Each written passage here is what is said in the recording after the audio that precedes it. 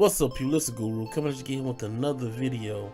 Today's topic, Dragon Ball Super episode 128. Let's go.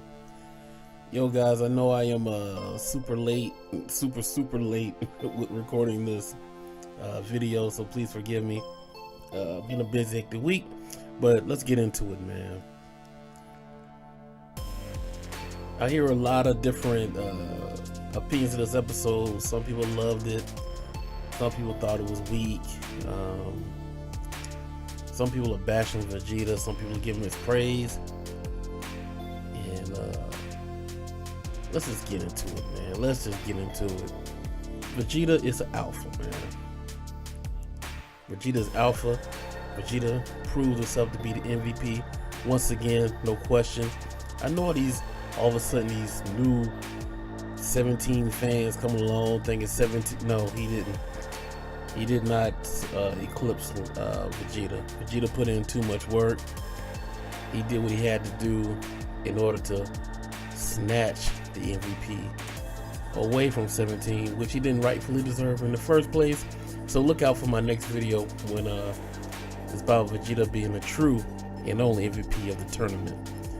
But yo, let's get to this meat of this video, man.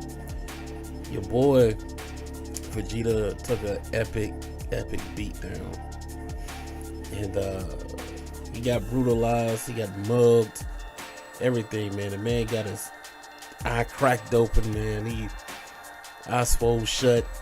He just kept getting up over and over again, just accepted the beating over and over again. Let him know like Jiren couldn't break him. No matter how much he beat on him, Vegeta never gave up. He just could not take away his pride. He kept thinking of his loved ones. He thought about his Saiyan race as far as Kaba. He thought about his family. He thought about everybody else. And he just kept getting up, trying to move forward, trying to move forward, trying to move forward. Every time he got knocked back a couple of steps, he'd get back up, brush himself off, grab his gigantic dragon balls and move forward again, only to be stopped by Jiren.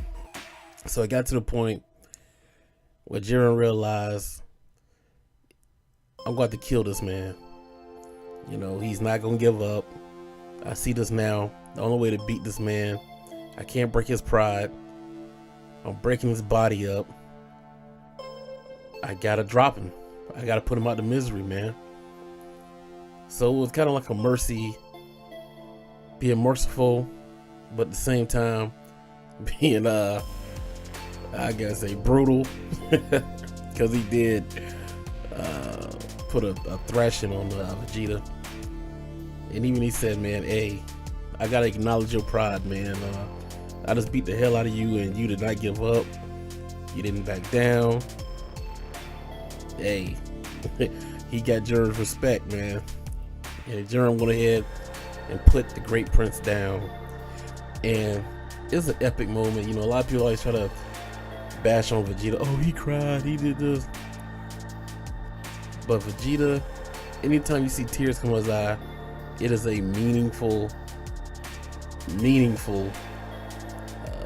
story or something behind it. Because you remember the first time when he lamented at his deathbed about what Frieza had done to him in the Saiyan race.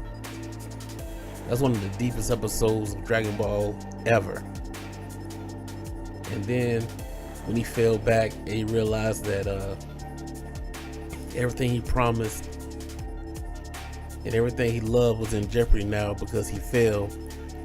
And even he said, man, I'm such a fool. And that was like, wow, man, that was deep. There's a saying, I don't know who said it, one of the philosophers, he said, a fool thinks he's a wise man, and a wise man knows he's a fool. So this just shows the growth and the wisdom of the character of Vegeta. And when he reached out his hand and gave his last bit of life energy, he was dying, man, because he took a hell of a beating, and this was the last bit of juice he had left. Gave it to Kakarot. Here you go, Kakarot. I trust everything to you. You know, it was nothing less this man could give, man.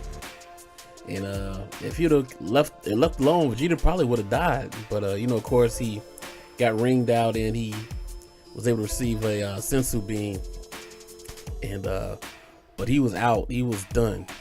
Every little ounce of strength, blood, energy, he bled for it. He earned it. There was one point in time he said, "Man, this guy blows are so heavy. I feel like every time he hits me, my body is shattering." This man got up from that over and over and over again. He took the punishment. He took the pain. He paid the price over and over and over again. And you got clowns saying he got embarrassed for being a man, for being alpha. Y'all get out of here, man. Vegeta MVP, man. But of course, something that even Vegeta can't defeat. Something even Batman can't defeat, even though it usually works in Batman's favor. Goku has plot armor. Yes, indeed, Vegeta. Goku's plot armor is what's going to save the day. He's going to be the one to get the last power up. As we saw, he took a beating too. I ain't gonna lie, but he was pissing me off when I just laying on the ground while Vegeta was getting beat, and it was like, Vegeta, Vegeta, you know. And then in the end, after Vegeta took that huge beating and all that pain and absorbed all that punishment, he still had energy to give for Goku, who was on the ground the whole time during this part, during the fight, and was able to transform into blue. He tried to put up a fight, got beat down by Jiren, of course. And then all of a sudden down, when it's time for him to lament and think back on his what's going on, he goes into Ultra Instinct.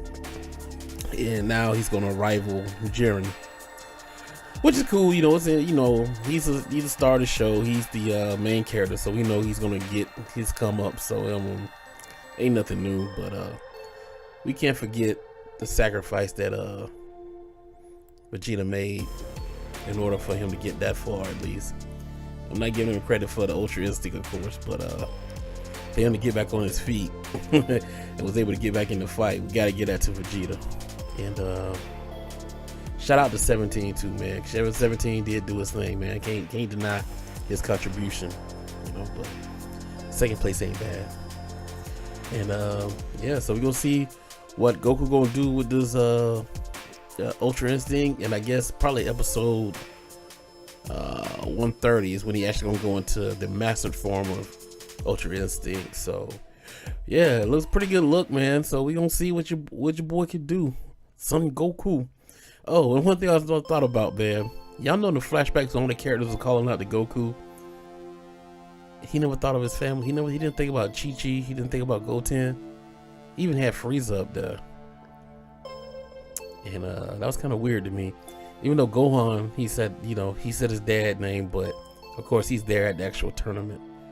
So I guess maybe he was only going by the names of the people you can hear calling him. But then again, we don't know. We know Frieza's in the tournament, but he's unconscious under some rocks or something, wherever he's at. So he didn't call out to Goku. Maybe everybody's cheering from the stands. So I just thought it was kind of weird that he didn't think about Chi-Chi or Goten, that he got waiting at home, waiting on him. Even my man Vegeta thought about his family and thought about the other Saiyans. So character development. But yo, tell me what y'all think in the comments section, man. Did y'all like the episode? Who's the true MVP? Look out for my MVP video. Yeah, it's gonna be a good discussion. I'm working on it. I add a little bit more special effects to it, and do what I do to jazz it up a little bit, man. But I enjoyed this episode immensely. My boy Vegeta did his thing. He's proved he's the alpha. He proved he's the MVP. The boy did his thing, so can't knock that, man.